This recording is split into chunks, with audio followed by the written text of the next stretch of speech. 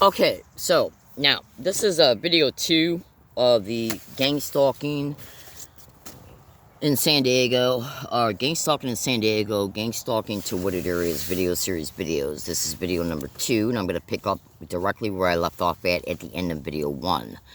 At the beginning of my video series videos, I state right at the beginning of the videos what the videos is going to be about, and I do that because of a lot of times when I upload a video, I literally don't have the time to stand there and title the video right away because of the extreme intrusions upon my daily schedule connected to this crime. So when you go into the YouTube account you're watching this video through, just click on videos, especially ones that were uploaded in very close time periods. And if you're looking for like video number 2, 3, 4, 5 of this video series, you're going to hear that what videos are dedicated to it within the first 1 to 3 minutes. So this is video 2 of the video series that's going to be titled Gang Stalking in San Diego, Being Gang Stalked to Wooded Areas. And again, this is video 2. So I'm going to pick right up where I left off at in the first video. Now, I stated in the first video what they did to a particular, let's just say, woman, concerning her neighbors constantly and perpetually nonstop, repeating identical threats, repeating identical gaslighting statements about this woman, threatening to make her homeless, threatening to call the cops on her, and then creating the homelessness of her. And as she was moving, the same neighbors would mock her about it, the fact that she had to move. They would take ownership of whatever caused the homelessness, even if it's stealing the rent right out of the mail. Because I'll just give a brief synopsis concerning this aspect of the first video. If you got a woman staying in an apartment complex and her neighbors are yelling, "Why don't you get her out of here? What's wrong with her? She sounds fucked up. Why don't you call the cops and get her out of here?" And they repeat this nonstop every day and night for months on end. And then they engage in a technique that literally, and then the crime itself, concerning the host of the crime, engages in a technique that causes the homelessness. Now, as this victim is being made aware that there has to be a link between what the neighbors are saying and then something happening that's causing her to move, something that's happening that's completely bizarre, criminal, corrupt, okay, or totally outside the realm of normalcy concerning why a person would be made homeless from an apartment complex. While she's enduring it, as soon as she becomes aware she has to move, the neighbors will start yelling dialogue like, "Yeah, I told her we'd get her out of here. She's messed up. She couldn't continue to stay here," and stuff like that. And then they'll just repeat that over and over and over again up until the second she moves. Over and over and over again, all day, every day. Literally. So go to Google and research how neighbors are involved in gang stalking, especially at apartment complexes, motel rooms, even homes. And the fact that neighbors are also widely reported to be engaging in yelling, abusive dialogue to victims, threatening dialogue, and much more. Okay, so now that you have been somewhat introduced to this small aspect of what I discussed in the first video of this video series, I came to a point in the first video series the first video of this video series, where I discussed about what this woman was going through, and then how they created the homelessness, and then right before she moved, the neighbors were yelling and taking ownership of whatever caused the homelessness to be created by saying, "Yeah, I told her we'd get her out of here," and then laughing at her and everything else. So this is the crime's way of letting the victim know that first there was a threat to create the homelessness, then when the act created the homelessness, no matter what act it was, that's their way of saying, "Aha, we told you we'd make you homeless." This is done to create that anchored association to the harassment, the threats, and then the act itself that created the homelessness. This is what gang stalking does. So then the victim doesn't know yet they're a gang stalking victim, so she then moves into another complex and literally endures the same exact identical thing, and then is made homeless from that one, and then goes to another apartment and literally endures the same thing again. She's not getting no help from the Lion Organized Crime Police. She's not getting no help from the FBI. She's not getting no help from newspapers or ACLU or nobody. And this crime's already got her isolated socially. So research all my descriptions connected to gang stalking online. So now the victim is seeing that there's no way none of this can be an accident, because they're literally repeating the same exact identical abuse and threats and statements at the second and third apartment that they made her homeless from that was repeated at the first. This is how gang stalking reinforces the anchors by repeating the same exact identical things around the victim concerning the victim. So when you research at Google the sensitization method of gang stalking, repeating words and phrases, repeating identical words and phrases, repeating abuse scripts, repeating threats, you'll see that it's already all over the internet. And by the way, things like this are also reported to be done online against victims, and it's also reported to be done through a technology that is called voice to skull. Okay? Now, a lot of the harassing dialogue, a lot of the verbal threats, a lot of the non-stop repetition of it, this is done in order to induce thinking responses based on every single thing that is heard, every single thing that the victim is being forced to hear. So when when one of your neighbors is calling out your name, and then 1 second later they start yelling abusive statements like, "What's wrong with her? We got to get her out of here. Why don't you call the cops? Oh my God, is she crazy?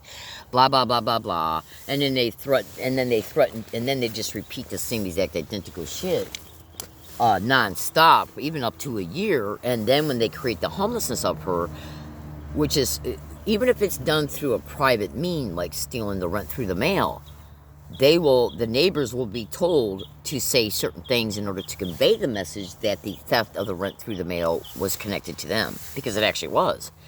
Now, not necessarily directly through the neighbor themselves, but whoever's using the neighbor is telling them to say the specific things. Now, that's being done in order to create anchored associations to the neighbors.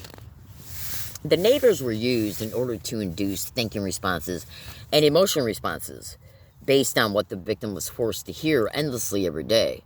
And you should also know, this is not the only thing that this woman is putting up with at this apartment complex, and possibly concerning other aspects of her life through this crime. And she could also be enduring what is known as community-based harassment along her routes, even where she works. So research work mobbing and gang stalking, community-based harassment and gang stalking, and then there's no place for this woman to go to have any fucking peace at all. Because when you're a victim of gang stalking, they'll employ several techniques around you, concerning you, along your routes. They'll get into your relationships. They'll get into your source of income. They start destroying your property. They start stealing your property. They destroy relationships, the whole 9 yards. That's why you need to Google all my statements that I expose in this series video, and obviously concerning my other videos as well, dedicated to this particular YouTube account. So that's what gang stalking does. It first creates the threat and the mocking and other statements that seem to cause a lot of psychological disorientation in the victim, because first the victim can't understand why it's being done, all this is being done in the first place. Then you got to remember that the brain is programmed to evaluate anything that the brain perceives it has to do with danger concerning you personally. If somebody is yelling your name and saying, "We're going to fuck the bitch up," your brain is going to immediately recognize that, and it's going to cause your brain, it's going to nudge your consciousness to pay attention to who's saying it, how it's being said, where it's being said at, and who might be responsible for it, concerning the particular voice that the victim is hearing. Okay? So, that's what gang stalking will do. Gang stalking knows how to get your attention, because the crime is personalized for each victim. So, and I discussed some of the features and functions of the right brain in the first video, so you definitely want to watch that.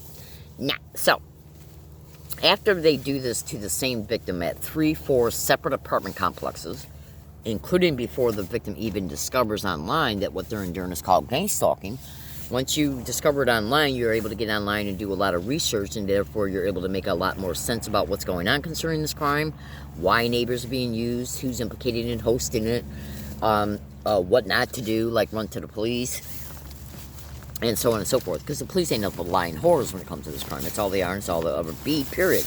And I could give two shits about what any of them think concerning my exposures, if they happen to run across any of them. Because they know they're involved in this crime. So why the hell do you think I would give a shit about what an organized crime cop says or thinks to themselves, or on any piece of paperwork? They're nothing but liars.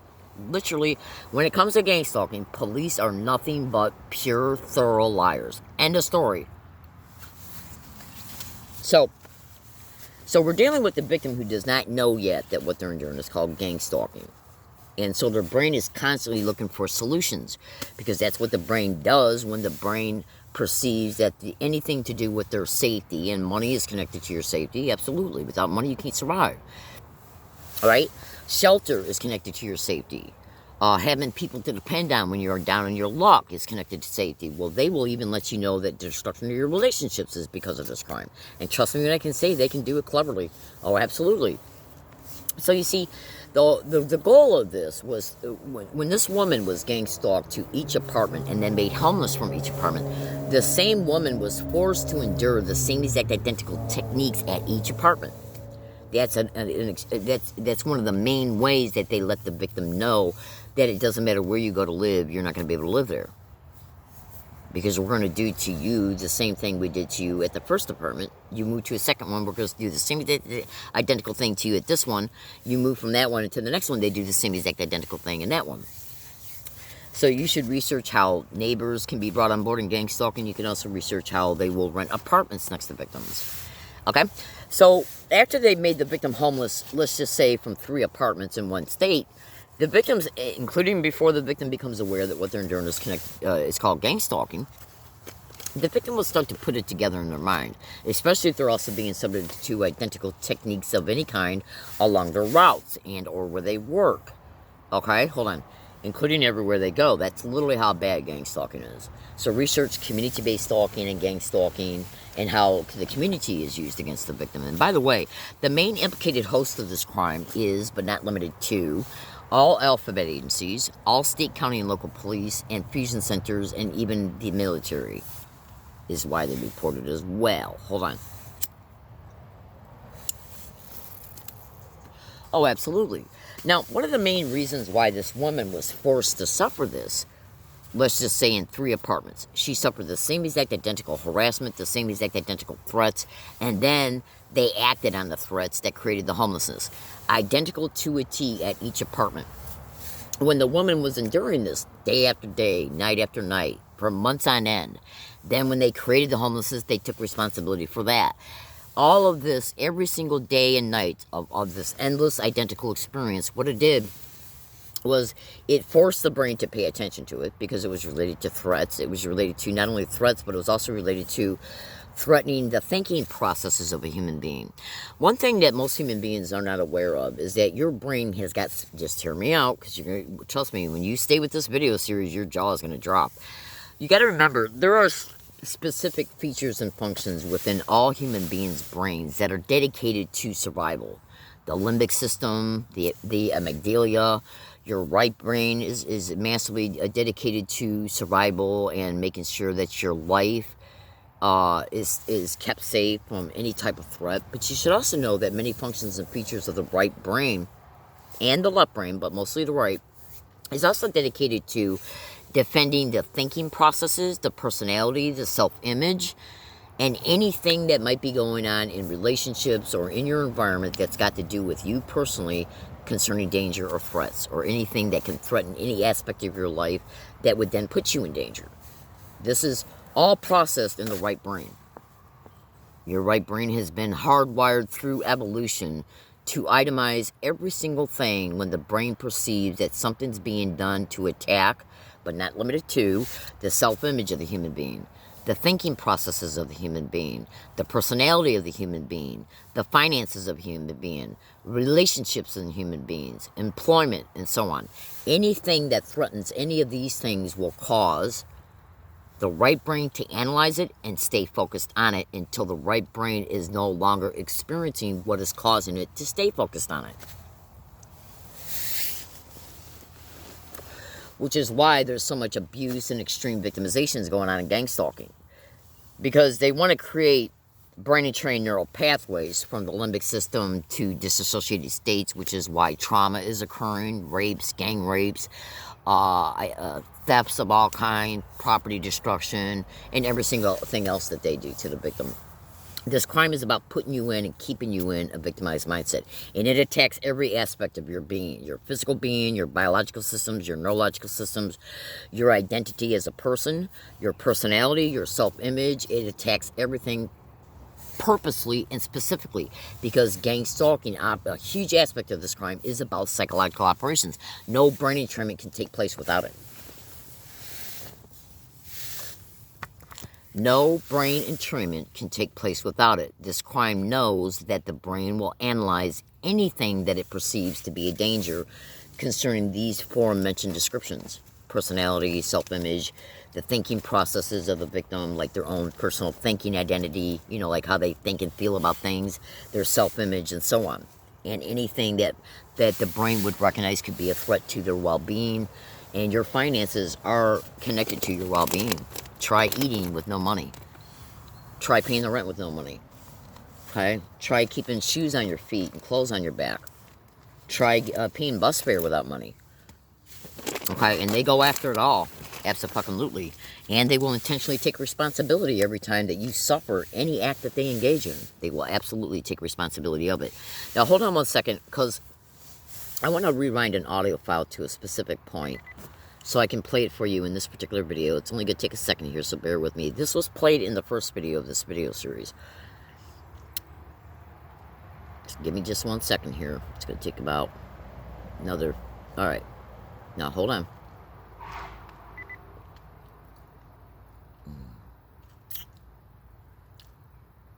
Alright, so listen.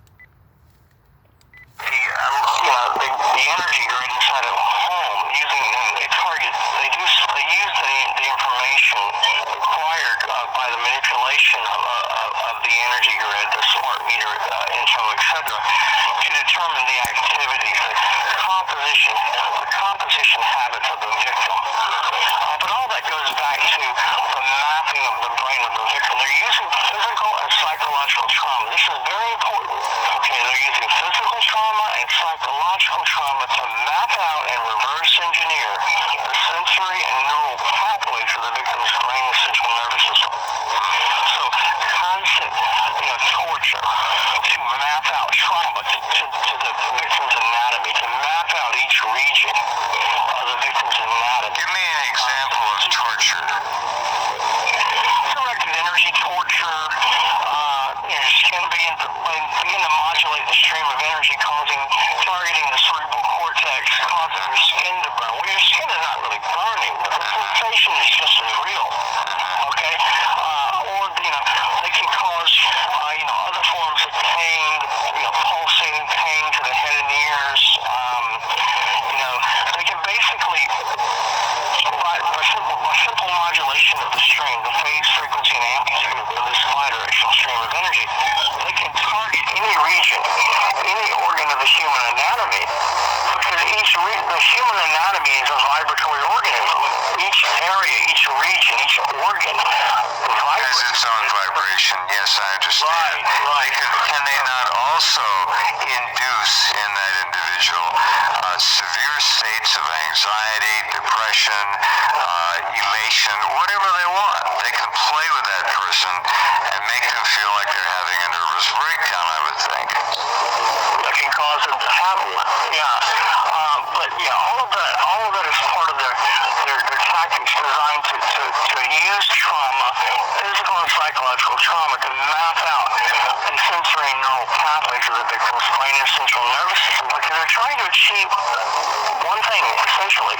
They're trying to reverse engineer the will, intellect, and emotion of the victim. In order to do that, the victim must play the game. The technology is based off of a lot of different things. One of the main tactics, one of the main processes they're using is the hypergame theory. If you understand... Say that again, please. Hypergame? Hypergame theory. There's probably one of the most important things to understand about mind control technology and how to learn how to defeat them, to disrupt their technology, is to understand the non-cooperative gaming theorem. The moniker is called the hypergame theory.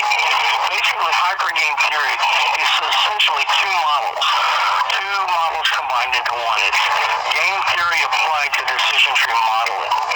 And John Nash used that model, game theory, and applied it to decision tree modeling, and he was able to mathematically prove that by constantly and perpetually altering any value in the model, one can constantly and perpetually alter that model's expected outcome. So with CIA and DIA mind control technologies, the model is the victim. Okay?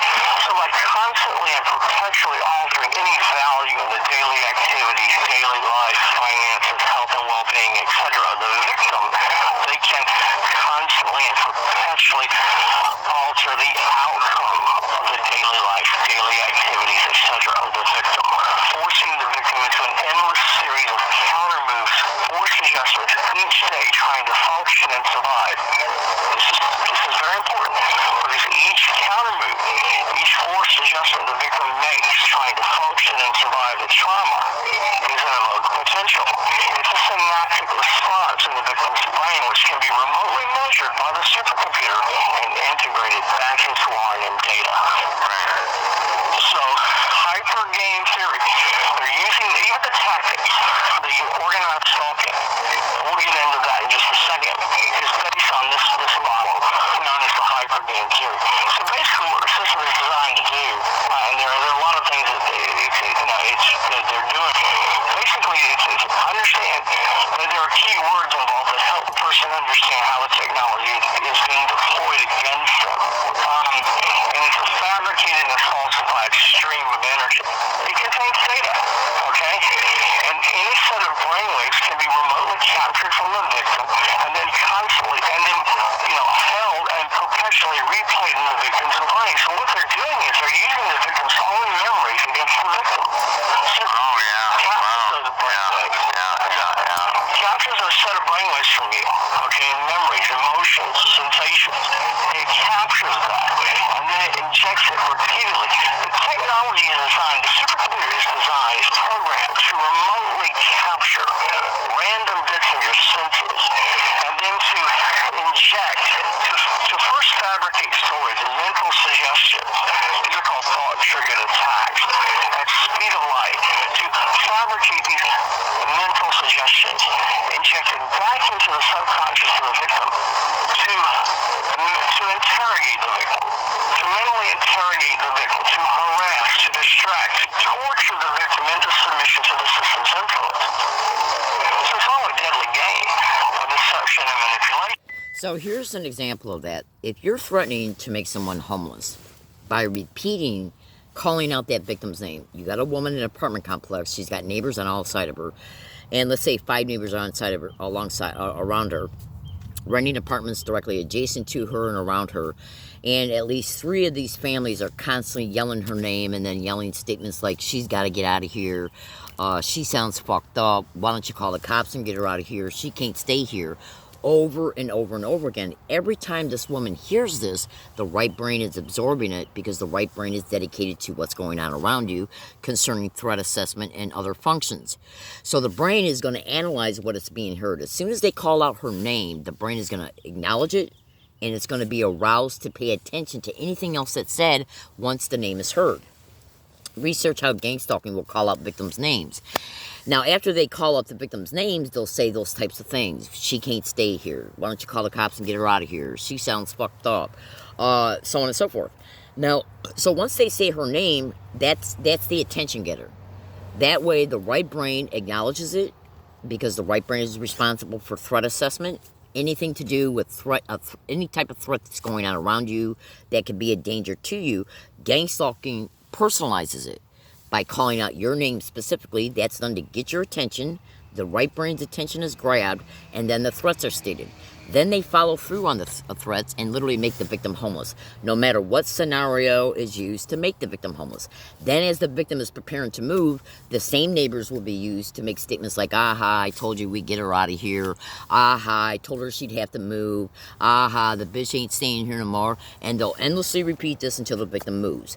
The victim then gets another apartment and puts up with the same exact identical to-a-T thing, endlessly, nonstop, day and night, until the homelessness is created from that apartment complex complex, and whether the same technique is used to create the homelessness from this apartment that was in the last one, no matter what technique is applied to actually create the homelessness, the victim will endure the same exact identical thing, just using different people.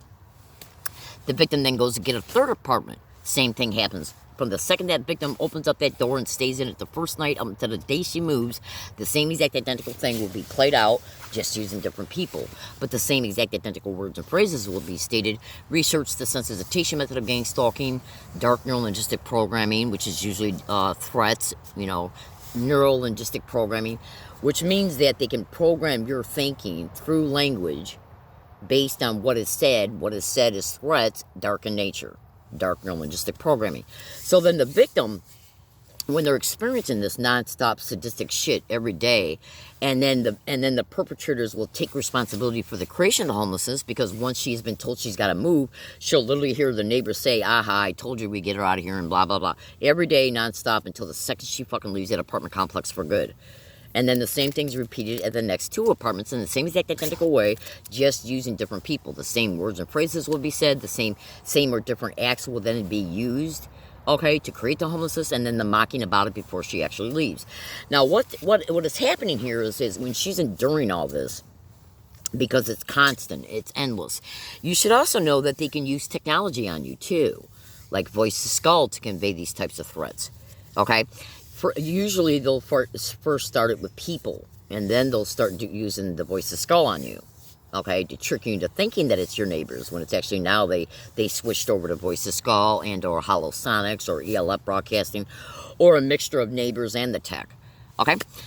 So as she's enduring all this, the brain is being forced into thinking responses and negative emotions. I wish this is fucked up. Why do I gotta endure this? Why won't the cops do nothing? Why won't the landlord do anything?